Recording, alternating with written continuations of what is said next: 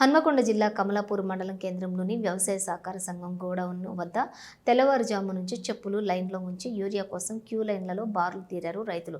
మండల కేంద్రంలోని ఒకే గోడౌన్ వద్ద యూరియా సరఫరా చేయడం ద్వారా ప్రభుత్వం అందిస్తున్నటువంటి సబ్సిడీ ట్రాన్స్పోర్ట్ ఛార్జీలకే అవుతుందని ఆవేదన వ్యక్తం చేశారు.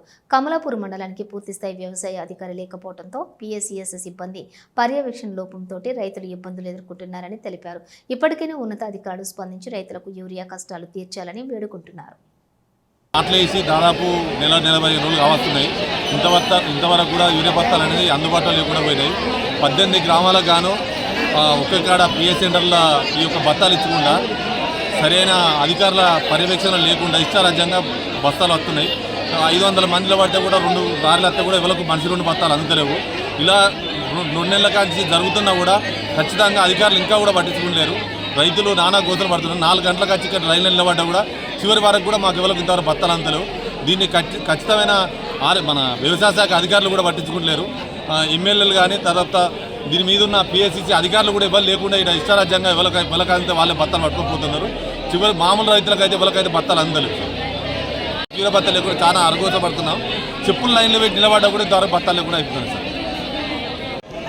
సార్. ఇప్పుడు మేము అక్కడ పంట పొలాలలో పని చూసుకోవాలన్నా లేకపోతే ఇక్కడ వచ్చి యూరియా బత్తాల కొరకు నిలబడన్నా ఆడల్లో మొగల్లో వచ్చినా కూడా మాకు యూరియా బత్తాలు అంతలేవు. ఆడ కలుపు కూడా మాది ముదిరిపోతున్నాయి. యూరియా ఎప్పుడు వస్తుందా, ఇక వస్తుందా, రేపు వస్తుందా, ఎల్లుండి వస్తుందా అని చూసుకుంటే మా పడిగాపులు కాస్తున్నాం. అయినా కూడా దీని మీద వ్యవసాయ అధికారులు మాత్రం ఖచ్చితంగా నిఘా తీసుకోవడం జరుగుతలేదు. ఇలా వాళ్ళ వ్యవసాయ అధికారులు వచ్చి కూడా ఒక 3 గ్రామాలకు ఒకరోజు 3 గ్రామాలకు ఒకరోజు పెట్టినా సరిపోతుంది. 18 గ్రామాల రైతులు ఒక్కసారి వచ్చి లైన్లో పడితే కూడా మాకు యూరియా బత్తా అందడం లేదు. దీని మీద వ్యవసాయ అధికారులు మాత్రం ఎలాంటి పట్టింపు లేకుండా వచ్చిన బత్తాలు ఎడిపోతానే కూడా తెలియకుండా జరుగుతుంది సార్. కమలాపూర్కు 5 కిలోమీటర్లు ఉంటుంది. ఒక బస్సుకు 50 రూపాయల కిరాయి. మేము ఎడ్లు వ్యవసాయం అన్నిసి పెట్టి తాళాలు వేసుకొని వచ్చి మన ఈ లైన్ కట్టినాం. ఇక్కడ 1000 మంది. మా రైతులకు ఇంత ఇబ్బంది ఉండదు కదా. 5 కిలోమీటర్లు వచ్చినాము. 4 గంటల నుంచి వచ్చి మేము ఇక్కడ పడిగాపులు వస్తున్నాం. ముఖం కడుక్కోలేదు, ఏం కడుక్కోలేదు. 4-5 సార్లు మాకు ఊర్లకు లేదు వస్తానికి.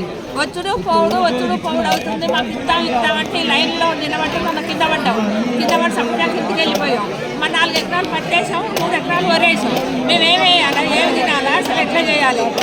ఒక్కసారి కాకుండా ఒక్కసారి ఇవ్వాలి కానీ ఒకళ్ళకన్నా మా అల్లుడు పిక్క వాళ్ళు అట్టుకునే పోయారు, మేము అట్టుకునే పోయాం. మరి ఏం ప్రభుత్వం చేస్తున్నారు, ఏం చేస్తున్నారు, ఏంటో అర్థం కావట్లేదు మరి మాకు. ఇప్పుడు మళ్ళీ మాట ఏమేయాలి? ఇంటికాడ కూలోని పెట్టుకొని వచ్చాం. మరి ఏమేయాలి మీరే చెప్పండి. మరి ఇక్కడే ఉండాలా? మరి ఇక్కడ ఉంటే మాకు ఇంటికి పోయి వండుకున్న ఊరికే చూడలేదు. చెప్పండి మరి మీరు. ఈ ప్రభుత్వం ఏంటి? అక్కడ నిలబడితే కింద పడతామో తెలియదు, ఏం చేస్తామో తెలియదు, ఏమంటారో తెలియదు. భయం మాకు దడ.